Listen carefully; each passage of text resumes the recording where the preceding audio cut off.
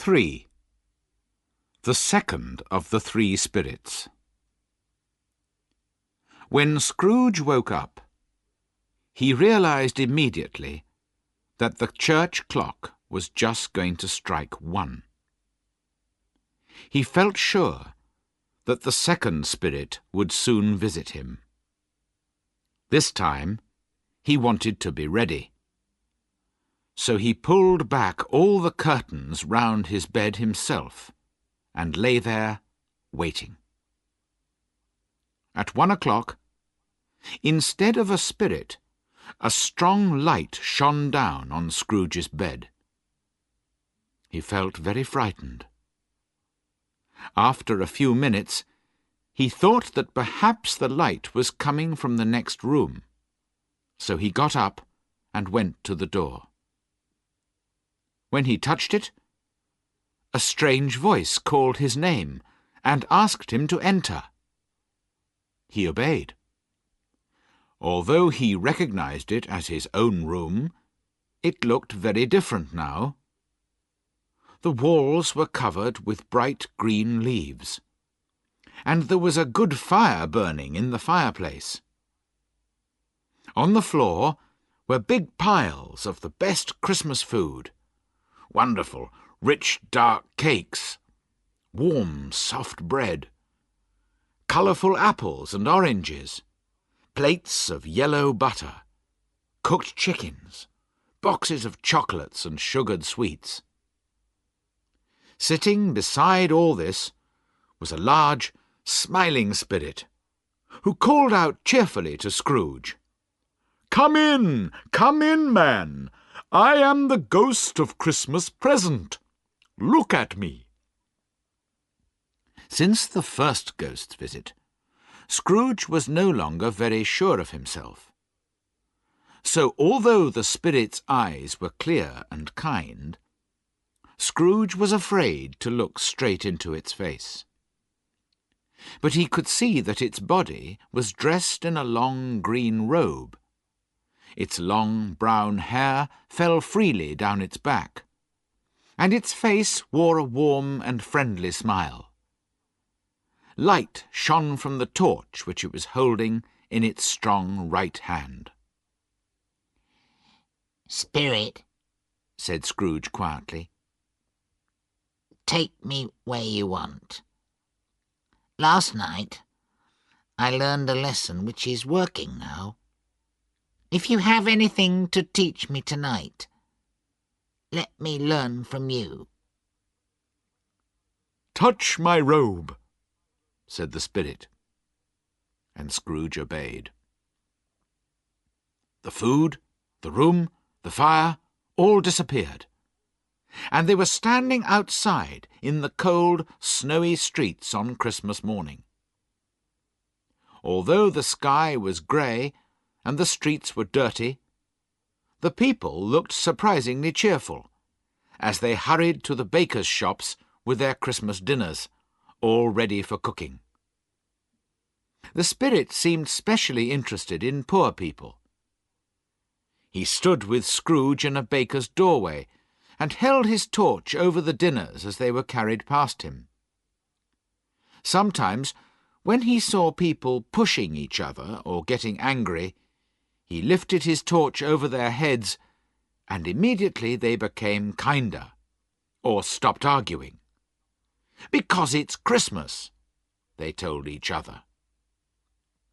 "What does your torch do, Spirit?" asked Scrooge. "It gives a special taste to people's dinners on this day," answered the spirit. "Why do you use it most on poor people?" said Scrooge. "Because poor people need it most," was the reply. They went on through London, and came to the small house where Scrooge's clerk lived. Here the spirit smiled, and held his torch high over the door. Inside, Bob Cratchit's wife and second daughter Belinda, in their everyday dresses, but looking clean and pretty, were putting plates on the table for their Christmas dinner.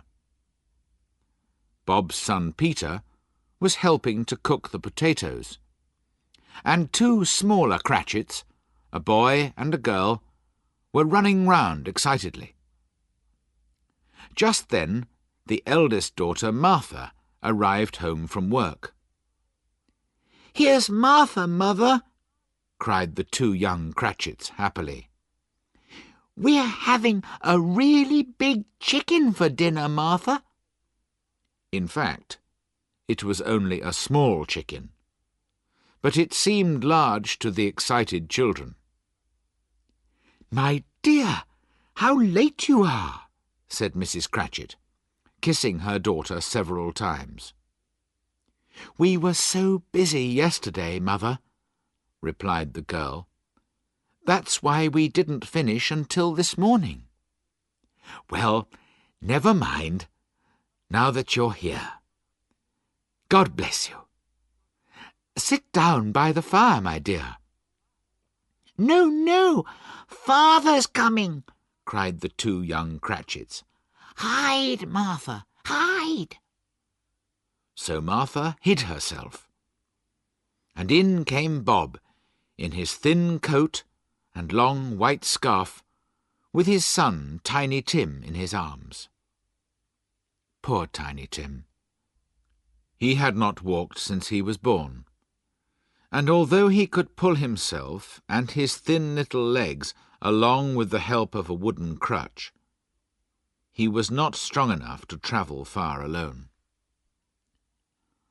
"Why, where's Martha?" cried Bob, looking round. "Not coming," said Mrs. Cratchit. "Not coming?" repeated Bob, his cheerful smile disappearing. "Not coming on Christmas Day?" But Martha didn't like to worry her father for a minute, so she ran out from behind the door and kissed him, while the two young Cratchits showed Tiny Tim the chicken, now ready to eat. Scrooge and the Spirit watched as the family sat down to eat. It was a poor enough meal, but to them it seemed wonderful, and they ate every bit of it. "It's the best chicken I've ever tasted," said Bob, smiling round at his family, who, with their mouths full, all agreed. And then, the most exciting moment of the day. Belinda put a clean plate in front of each person, and they all turned to look at Mrs. Cratchit as she came in from the kitchen. Her face was hot from her morning's work, but she was smiling happily as she carried in the Christmas pudding in its little circle of blue fire. Oh, it was a wonderful pudding. They were all delighted with it. "It's your greatest success in all the years that we've been married, my dear," said Bob. "Well, I did wonder how much fruit to put in it," said his wife. "But yes, it's a good one." And she laughed, just like a young girl. Nobody said that it was a very small pudding for a large family. Nobody even thought it. No Cratchit ever said or thought things like that. At last, when they had finished their meal, the children cleared the table and washed the plates. Then they all sat round the fire, eating apples and oranges. There was a large bowl of fruit and sugar and hot water, and something a little stronger. But only 3 people could drink at the same time, because the family only owned 2 glasses and a cup. But this did not worry the Cratchits at all. Now, Bob lifted his glass and said, "A Merry Christmas to us all, my dears. God bless us." The family repeated his wish, and Tiny Tim said, last of all, "God bless us, everyone." He sat very close to his father, on a small chair. Bob held his son's thin little hand in his own. The boy had a special place in his father's heart. "Spirit," said Scrooge, with an interest that he had never felt before, "tell me if Tiny Tim will live."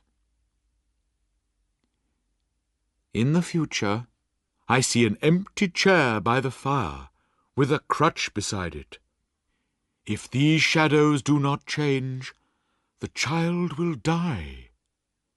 "No, no," said Scrooge. "Oh, no, kind spirit. Say that he will live."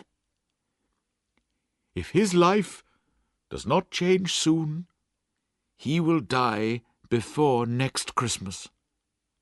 What does that matter? There are too many people in the world, so it's a good thing if some of them die." Scrooge was ashamed and sad to hear his own words spoken by the spirit. But he lifted his head when he heard his name.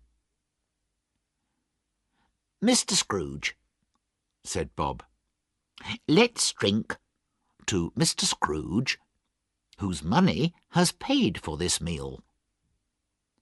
"His money?" said Mrs. Cratchit angrily. "What can we buy with his 15 shillings a week? Why should we drink to the health of a hateful, hard, unfeeling, mean old man like Scrooge?" "My dear," said Bob gently, "remember, it's Christmas." "Well, Bob, I'll drink to his health only because of you, and because it's Christmas. Long life to Mr. Scrooge. A Merry Christmas and a Happy New Year to him. He'll be very merry and very happy, I'm sure." When the children heard Scrooge's name, a dark shadow came over their happiness for a while, and they were quiet and a little sad. But 5 minutes later they were talking and laughing and telling stories, 10 times merrier than before. They were not a good-looking or a well-dressed family, but they were happy and grateful and loved each other. As they disappeared in the light of the spirit's torch, Scrooge could not take his eyes off them, especially Tiny Tim. By this time it was getting dark and snowing heavily. The spirit took Scrooge into many houses where fires were burning cheerfully and food was cooking, and people were merrily welcoming their friends and families into their homes. The ghost was delighted to see all this excitement, and made sure that he lifted his torch over every poor family to give them more fun and better food and greater happiness. Then the spirit took Scrooge away from the busy capital to a wild, lonely place in the country, where no trees grew. Here they visited a small stone house, a long way from any town or village, where an old man and woman were singing Christmas carols with their children and grandchildren. The spirit did not stay long here, but told Scrooge to hold his robe again. "Where are we going? Not up in the air, surely?" And Scrooge, terribly frightened, looked down as they flew over the land and then over the sea. It was stormy, windy weather, and the waves crashed violently underneath them. the spirit took Scrooge to a lighthouse built on a lonely rock several miles from land. A light was kept burning at the top, in order to warn sailors to keep away from the dangerous rocks. 2 men lived here, in this cold, unfriendly place, far away from their families, but the spirit smiled to see them shake hands, wish each other a Merry Christmas, and sing a carol together in front of their fire. Again the spirit and Scrooge flew on, and together they landed on a ship in the middle of the sea. Here, every man, although many miles from home, had a kind word for his friend, or thought warmly of his family, because it was Christmas. It was a great surprise to Scrooge, while listening to the noise of the wind and waves, to hear a happy laugh. He recognized it as his nephew's, and found himself, with the smiling spirit beside him, in his nephew's bright, warm sitting-room.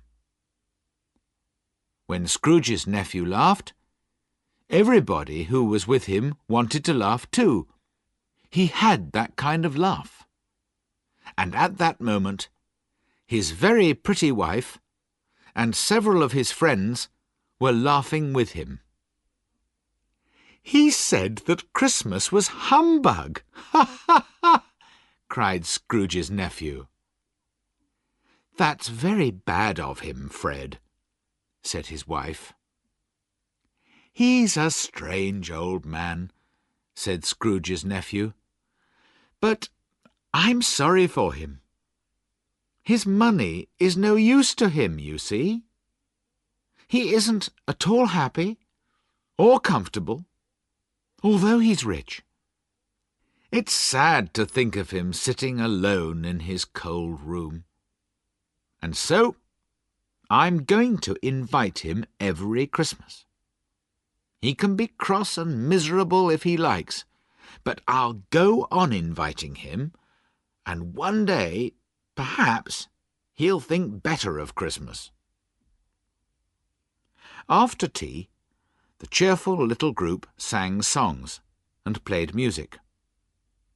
Scrooge recognized the song that his little sister used to sing, and remembered sadly what the ghost of Christmas past had shown him. Later, the friends played guessing games, and Scrooge joined in the games with delight. Nobody except the spirit could hear him, but he often guessed the right answer. "It's time to go now," said the ghost, smiling at the old man's childish excitement. "No, spirit, please. Let me stay a little longer. Look, they're playing a new game." It was a game called Yes and No, in which Scrooge's nephew had to think of something, and the others had to ask questions to discover what it was. The only possible answers were yes or no. Scrooge heard that Fred was thinking of a living animal, a wild animal, sometimes an angry animal, which lived in London and walked in the streets. Every time he answered a question, Fred could not stop himself laughing. At last, his wife's dark, pretty sister started laughing too. I know what it is, Fred. I know," she cried out. "It's your Uncle Scrooge." Everyone laughed until they cried. What a wonderful game! What a clever idea of Fred's!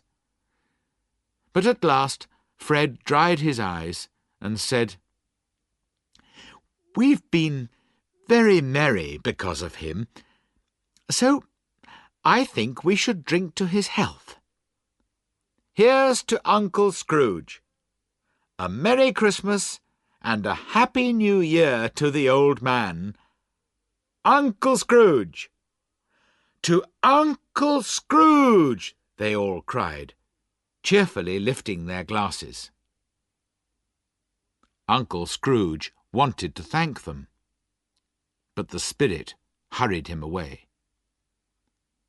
The ghost seemed much older now. His brown hair had become grey. "Are spirits' lives so short?" asked Scrooge. My life in this world ends at midnight tonight. And listen, it's 1:15 now. The church clock was striking the 3/4.